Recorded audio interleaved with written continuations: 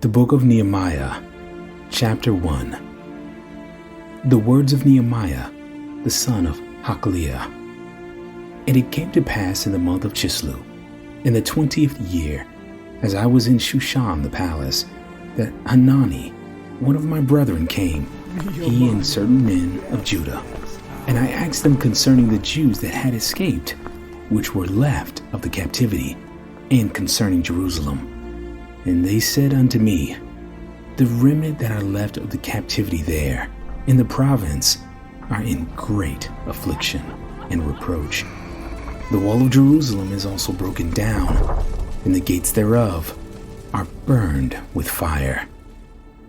And it came to pass, when I heard these words, that I sat down, and I wept, and I mourned certain days, and fasted, and prayed before the God of heaven, and said, I beseech thee, O Lord, God of heaven, the great and terrible God, that keepeth covenant and mercy for them that love him, and observe his commandments, let thine ear now be attentive, and thine eyes open, that thou mayest hear the prayer of thy servant, which I pray before thee now, day and night, for the children of Israel thy servants, and confess the sins of the children of Israel, which we have sinned against thee.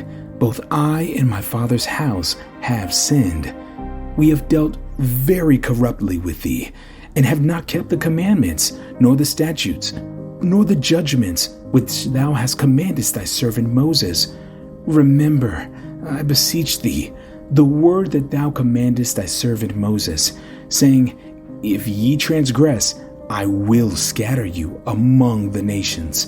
But if ye turn to me, and keep my commandments, and do them, though there you were cast out unto the uttermost part of heaven, yet I will gather you from thence, and will bring you unto the place that I have chosen to set my name there.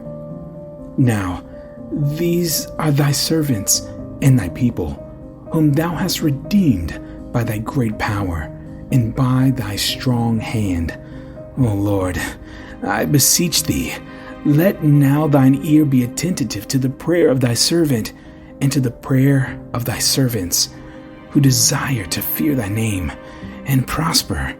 I pray thee, thy servant this day, and grant him mercy in the sight of this man, for I was the king's cupbearer.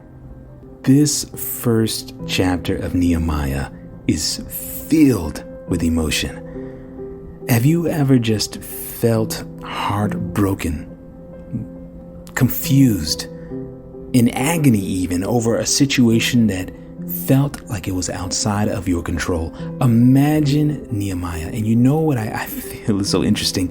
Him, Daniel, all of these righteous men, anytime they approach God, they not only associate themselves with the sins of those who are around them, or maybe who preceded them, but they always humble themselves by saying, Lord, I'm no better than anyone else. I need you now.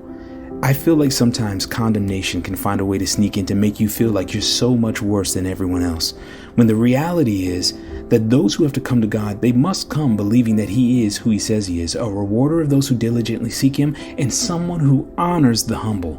When you pray before God for divine intervention in your life, whether it's with a relationship like Nehemiah between a boss, or maybe a business partner, or maybe a future client, maybe a family member, or even a spouse, do you pray from this heart of saying, God, I need you. I'm not right. You're the only one who can make this thing right. And we're going to find out that Nehemiah's humility paved a way for God's grace to begin to run before him. Let's continue reading Nehemiah chapter 2.